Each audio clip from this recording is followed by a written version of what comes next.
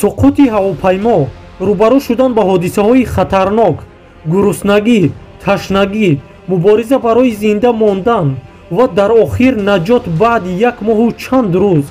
ҳамаи ин дар навори имрӯзаи мо. филм асоси воқеӣ дорад ва дар асоси ҳодисаи ба амал омада дар ҷанги дуюми ҷаҳонӣ ба навор гирифта шудааст. сельётчики америкоӣ ҳангоми суқути ҳавопаймои онҳо дар уқёнуси калонтарини ҷаҳон, уқёнуси ором, тавонистанд дар муддати 1 моҳ зиёдтар бе хӯроку оби нӯшокӣ зинда монанд.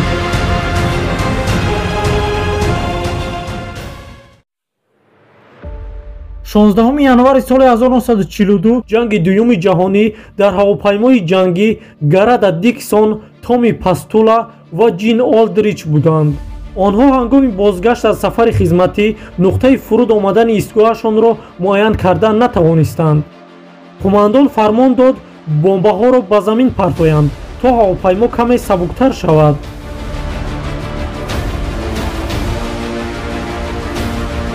сӯзишвориашон хеле кам монда буд. бо сабаби ками сӯзишворӣ қумандон тайёрӣ дид барои фуруд омадан дар уқёнус.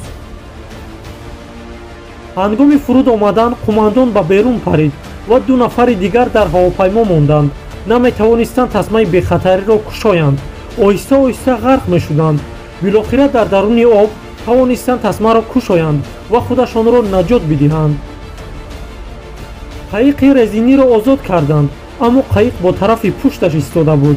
маълум мешуд ки Ҷин ва Томи шино карда наметавонистанд. кӯшиш мекарданд ки чӣ хел қайиқро рост кунанд. дар охир тавонистанд худашонро дар қайиқ ҷой кунанд. бори аввал буд ки қумандон бо дастаи худ шинос мешуд. саҳар онҳо аз ҳодисаи ба амал омада чизеро мушоҳида карда наметавонистанд. боварӣ доштанд ки ба зудӣ онҳоро пайдо мекунанд. қумандон медонист ки касе ба ҷустуҷӯи онҳо намеояд. мегуфт бояд ҷоямонро муайян кунем, ба ҳар тараф нигоҳ кунед, то ҳавопаймоеро аз даст надиҳем. баъди муддате онҳо ҳавопаймоеро мушоҳида карданд. маълум набуд ки бо чӣ худашонро ба онҳо нишон медиҳанд, то наҷоташон бидиҳанд. аммо афсӯс ҳавопайморо раҳо карданд. ӯ онҳоро дида натавонист. мегуфтанд шояд дубора баргардад. қумандон гуфт ин ягона шанси мо барои наҷот буд. ғайриимкон аст ки дубора ҷустуҷӯ кунанд. қумандон Гарад медонист ки кор хеле бад аст.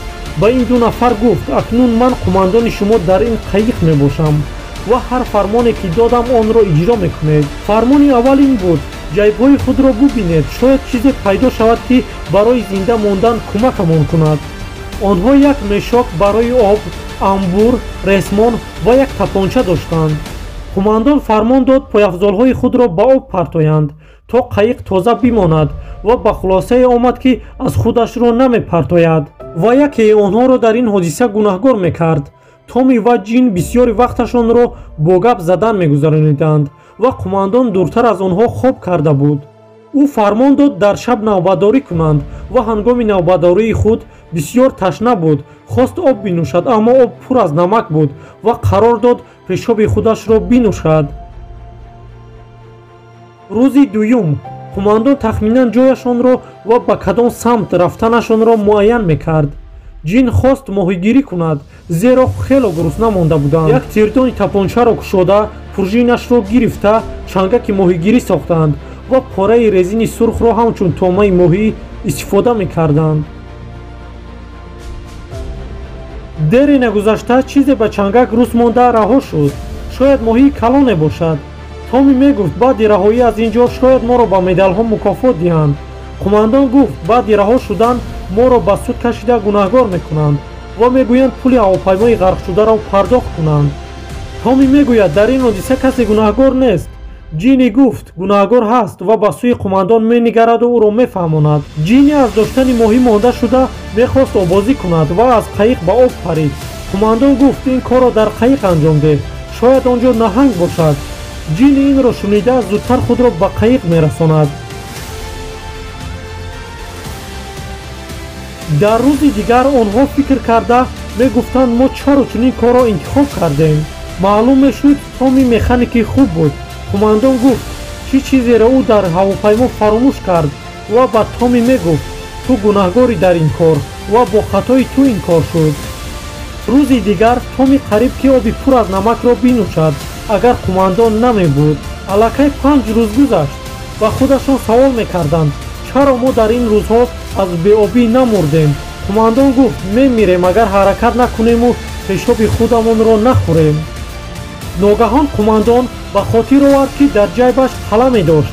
акнун бо ин қалам харитаеро кашиду тахминан дар куҷо буданашонро нишон дод. ӯ гуфт мо ба самте ки мехоҳем ҳаракат дорем. онҳо бисёр хурсанд шуданд. аз ин баъд кӯшишҳои бисёре карданд то самташон дигар нашавад. ҷинни ба хулосае омад ки биёед ба сӯи худо дуо мекунем. онҳо ҳама дуо мекарданду мегуфтанд худоё ба мо оби ато кун, ба мо бороне бифирист то аз он истифода кунем. дуои онҳо қабул шуд ва ҳамон шаб борон борид. онҳо дар ҳамон мишоки барои об миқдоре аз об захира карданд. барои серӣ аз об менӯшиданд, зеро аниқ набуд боз чӣ қадар инҷо мемонанд.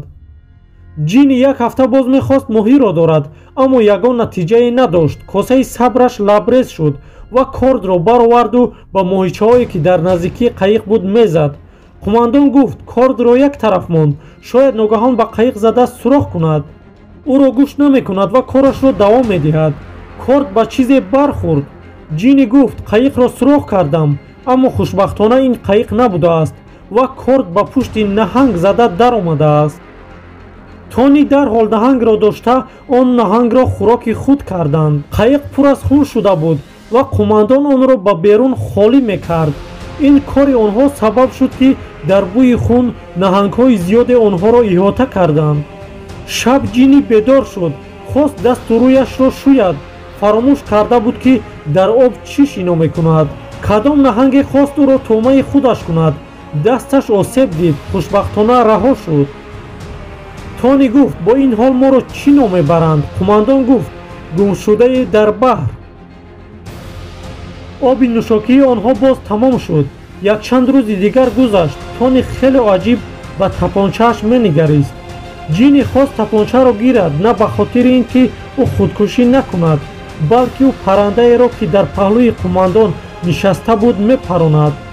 қумандон аз садои тири дар назди гӯшаш бедор шуда зудтар аз паси парранда худро ба об партофт. онҳо паррандаро ҳам хӯрданд. дере нагузашта қумандон аз хоб бедор шуд. касе навбатдор нест. онҳоро бедор карду пурсид чаро касе навбатдор нест. дод мезад. ҷинни гуфт бигузор қумандон худаш навбатдорӣ кунад ба ҷои ин ки мехобад. ва аз ӯ мепурсиданд ту ин харитаро ба кадом асос сохтӣ? маълум шуд ки қумандон ин ҳамаро бо тахаюлаш сохт ва бояд 4 рӯз пеш ба ҷазираи рӯбарӯ мешуданд. ҷинни қумандонро гунаҳгор мекард ки ин ту будӣ сабаби суқути ҳавопаймо ва ту моро ба ин қабристон овардӣ. қумандон ба ёд овард ҳамаи он чизе ки фаромӯш карда буд ва ба онҳо нақл кард ки дар вақти рондани ҳавопаймо лаҳзае ба фикр рафта буд ва ҳамин сабаб шуд ки онҳо роҳгум заданд. ӯ аз ҳамаи ин иқрор шуд ва аз онҳо бахшиш пурсид, чун сабаби ин ҳодиса ӯ буд. онҳо ӯро фаҳмиданд ва харитаро ҳам истифода карданд. қумандон ҳама вақт ҳақиқатро мегуфт. қумандон корд хост ва пойафзоли худро бурида ба он киштиро ҳаракат медоданд. баъди чанд рӯзи дигар онҳо аз гармӣ зиёд ҳаракат карда наметавонистанд. ҷинни фикри онро дошт ки онҳо аз ин ҷо раҳо нахоҳанд шуд. баъди як рӯз боз ҳаво абрӣ шуд. онҳо фикр карданд борон меборад, аммо ҳодисаи дигаре ба амал омад. борон ба селу тӯфони шадид табдил ёфт. мавҷи уқёнус ба қаиқ бархӯрд. қумандон аз қаиқ ба об афтид, лек тавонист дубора баргардад. баъдтар мавҷи бузурги дигаре ба қаиқ бархӯрд. қаиқро чапа кард. қумандону ҷинни дар зери қаиқ монданд, аммо Томи набуд. ӯро фарёд мезаданд, фикр карданд ӯ ғарқ шудааст. маълум шуд ки Томи дар паси қаиқ сиҳату саломат аст. қаиқро рост карданду ба қаиқ нишастанд. дар рӯзи дигар онҳоро боз гармии зиёд азоб медод ва мисли мурда шуда буданд. ҳама чизҳояшонро аз даст дода буданд. тони мегуфт чӣ мешавад агар яке аз мо бимирем? онҳо шӯхӣ карда мегуфтанд агар якее мо бимирем чӣ хел бекорд мурдаро дуто карда мехӯрем. қумандон мегуфт агар мо зинда монему маро ба суд кашида зиндонӣ кунанд Ҷинни ва Томи мегуфтанд: мо қумандонамонро ба касе намедиҳем. аз ин суханон қумандон ба гиристан шурӯъ кард. дар рӯзи дигар қумандон дид Томи бо чашмони кушода хобидааст ва намеҷунбад.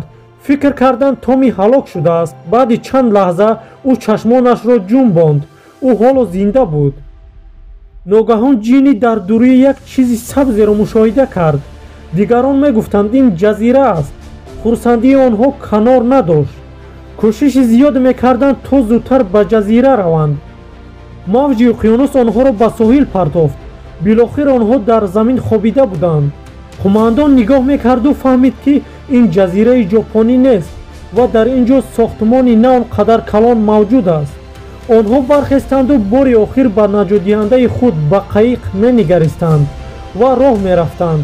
онҳо наҷот ёфтанд. бо ҳамин филм ва ин қисса ба охир мерасад. фикрҳои худро дар бораи филм ва дар бораи наворҳои мо дар комментария нависед. кӯшиш мекунам беҳтарин филмҳои ҳақиқиро барои шумо омода созам. касоне ки мехоҳанд ба пуррагӣ филмро тамошо кунанд, номи филм бо забони русӣ «Против солнца» мебошад. хайр, то наворҳои дигар.